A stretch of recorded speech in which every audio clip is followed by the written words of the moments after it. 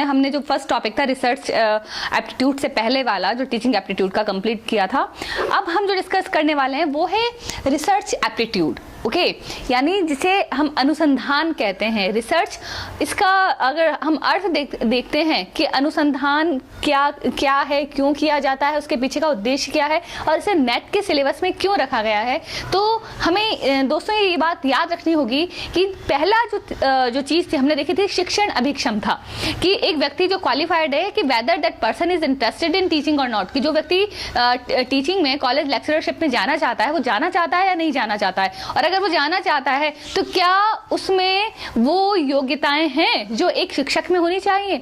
ये हमारा पहला टॉपिक था जिसे हम शिक्षक अभिक्षमता कहते हैं। अब हम दूसरे जो बात करते हैं वो हम बात करते हैं रिसर्च एप्टीट्यूड या अनुसंधान अभिक्षमता की। ये अनुसंधान अभिक्षमता का जो तात्पर्य है वो है कि एक व्यक्ति की अगर हम देखें कि जीवन में परिवर्तन होता रहता है, परिवर्तन के अनुरूप समस्याएं बदलती हैं, समस्याओं के समाधान बदलते हैं। तो अगर किसी में रिसर्च एप्टीट्यूड या नई चीजों को खोजने की क्षमता है तो वह शिक्षण के लिए एक बहुत ही अच्छा मार्ग लेके आती है। क्यों? क्योंकि शिक्षण के लिए इसलिए अच्छे मार्ग की बात की जा रही है क्योंकि अगर एक टीचर है जो बच्चों को रिसर्च करने के लिए प्रोत्साहित कर सकता है, अनुसंधान करने के लिए प्रोत्साहित कर सकता है, तो वो बहुत सारे नए समस्याओं के समाधान की ओर अग्रसर कर सकता है। तो यहाँ पे बहुत सारी केवल प्रॉब्लम सॉल्व करना हमारा उद्देश्य नहीं है, प्रॉब्लम का एक परमानेंट सॉल्यूशन ढूंढना जरूरी है। ये तभी हो सकता है क्योंकि अगर देखा जाए तो आज का जो समय है बहुत ही तेजी से बदल रहा है, ठीक है ना। आजकल लोग कंप्यूटर सेवी हो गए हैं, क्राइम्स बढ़ रहे हैं, साइबर क्राइम्स के रूप में नई चीजें हमारे सामने आ रही हैं। तो अब यहाँ क्या है कि आपको जो नई प्रॉब्लम आ रही है उसका क्विक सॉल्यूशन चाहिए। अगर वो क्विक सॉल्यूशन कब मिलेगा? जब जो हमारे जो टीचर्स हैं, जो हमारी जो कमिंग जनरेशन हो, वो उससे प्रोत्साहित करते हैं नया अनुसंधान करने के लिए, नया रिसर्च करने के लिए। क्योंकि रिसर्च का अर्थ होता है किसी तथ्य को बार बार देखना, ठीक है ना, कि जिस अब अनुसंधान कहते हैं, अनुसंधान से बना है।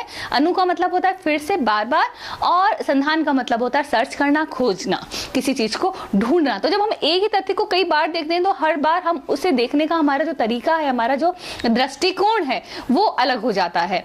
दोस्तों, जैसे आपने देखा होगा कि अगर हम अपने जीवन में बात करते हैं तो जो प्रकृति है और जो समय है उसने मनुष्य के सामने सदैव नई समस्याएं रखी हैं, ठीक है, जिनका मनुष्य ने बहुत बेहतर तरीके से समाधान खोजने की कोशिश की है। तो इन चुनौतियों को स्वीकार किया है हमने। तो चाहे हम प्राकृतिक रूप से बात करें, हम वैज्ञानिक बात करें, हम समाज की बात करें, तो बहुत सारे जो परिवर्तन है तेजी से आ रहे हैं। इन परिवर्तनों के साथ साथ जो समस्याएं हैं वो बदलती जा रही हैं। जब समस्याएं बदलेंगी तो निश्चित ही रूप से उनका जो सॉल्यूशन है, जो उनका समाधान है, वो भी बदलेगा। तो अब हम यहाँ बात करेंगे कि एक टीचर के रूप में, एक शिक्षक के रूप में, एक कॉलेज शिक्षक के रूप में जब हम इन सभी चीज़ों को बढ़ावा देते हैं, यानी हम अनुसंधान को बढ़ावा देते हैं, तो हम समस्याओं के समाधान को बढ़ावा दें, क्योंकि समस्याएं जीवन में आती रहेंगी। अब हम बात करते हैं सबसे पहले इसका अर्थ क्या है, what is the meaning of अनुसंधान, what is the meaning of research. Okay, तो रिसर्च का अर्थ है दोस्तों किसी चीज को बार बार देखना, देखने का जो तरीका होगा वो वैज्ञानिक दृष्टिकोण होगा। अगर इसकी बहुत सारी चीजें या बहुत सारी परिभाषाएं अगर देखते हैं तो उन परिभाषाओं में एक ही चीज हमारे सामने आती है कि अनुसंधान के माध्यम से एक नए ज्ञान की प्राप्ति होती है। ओके, ये हमेशा एक वैज्ञानिक तरीका होता है।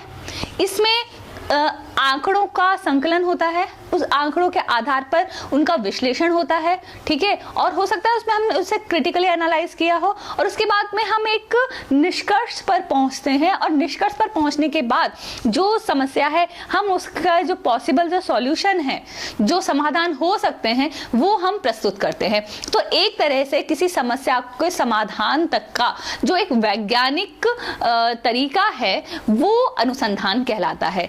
तो यहाँ पे इसका एक सामान्य सा अर्थ है किसी चीज को देखना, देखने के बाद उसका संश्लेषण करना, संश्लेषण के बाद उसको एनालिसिस करना, विश्लेषण करना, विश्लेषण करने के पश्चात समाधान तक पहुंचना, समाधान पर पहुंचने के बाद उस पर जो निष्कर्ष निकाले गए हैं उसके आधार पर प्रॉब्लम सॉल्व करना। तो ये एक तरीके से एक शॉर्ट में हम कह सकते हैं this is the general meaning of research.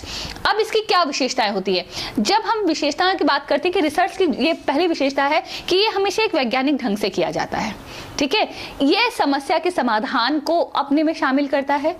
अगर हम रिसर्च की बात करते हैं तो इसके अंत में एक निष्कर्ष निकलता है। यह निष्कर्ष आधारित होता है एक आंकड़ों पर, ठीक है ना, डाटा कलेक्शन पर, ठीक है। डाटा कलेक्शन हो सकता है, वो सर्वे हो सकता है, वो वैज्ञानिक जो हमारे जो प्रैक्टिकल है प्रयोग हो सकते हैं, क्योंकि अलग अलग विषयों में अलग अलग तरीके से हम डाटा का संकलन करते हैं। कई बार हम प्रैक्टिकल करते हैं, कई बार हम सर्वे करते हैं, कई बार हम क्वेश्चनायर प्रिपेयर करते हैं। तो यहाँ पे बहुत सारे आंकड़ों के आधार पर हम एक निष्कर्ष पर पहुंचते हैं। निष्कर्ष किस पर? किसी समस्या के समाधान की ओर जो इशारा करता है। लेकिन यहाँ एक बात और याद रखिएगा, इसमें जब हम बात कर रहे हैं किसी भी अनुसंधान की, यहाँ पे किसी व्यक्ति के जो व्यक्तिगत विचार हैं उसका कोई महत्व नहीं है। यहाँ पे जो भी चीज डिसाइड की जाती है, जिस निष्कर्ष पर पहुंच रहे हैं, वो कतिपय सिद्धांतों पर, नियमों पर आधारित होनी चाहिए।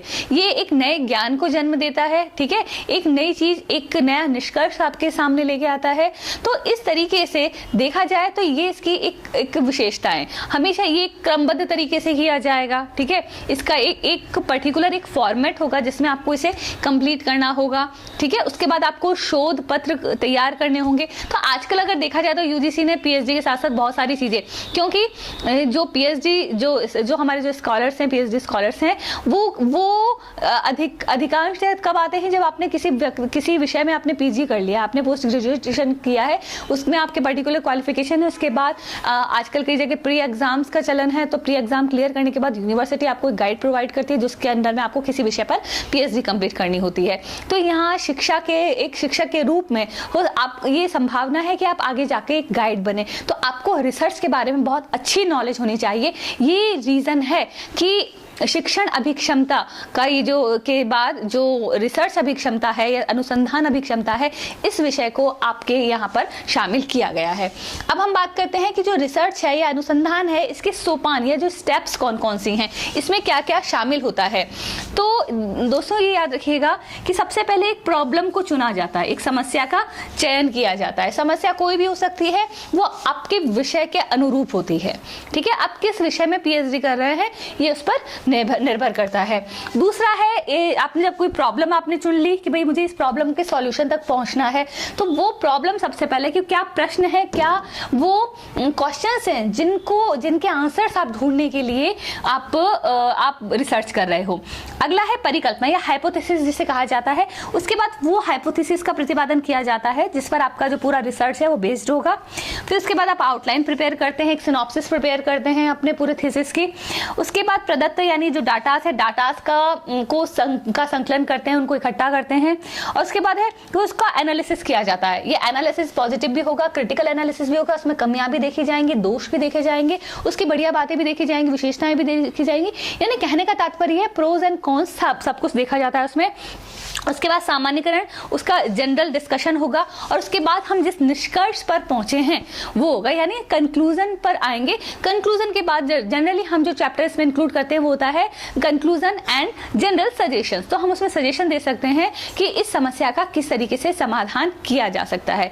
तो दोस्तों ये जो टॉपिक हमने डिस्कस किया है, इस टॉपिक में हमने देखा है कि अनुसंधान के माध्यम से किस तरीके से समस्याओं का समाधान किया जाता है। देखिए, ये आपके विषय पर निर्भर करता है कि जो आंकड़े या जो डाटाज आप कलेक्ट कर रहे हैं वो किस प्रकार से करने वाले हैं। तो ये डाटाज हो सकते हैं, प्रैक्टिकल हो सकता है अगर आप साइंस के स्टूडेंट हैं, तो ये डाटा अगर आप किसी समाज विज्ञान के हैं तो यहाँ पे लोगों से बातचीत या आपके सर्वे के द्वारा आप निष्कर्ष पर पहुंच सकते हैं।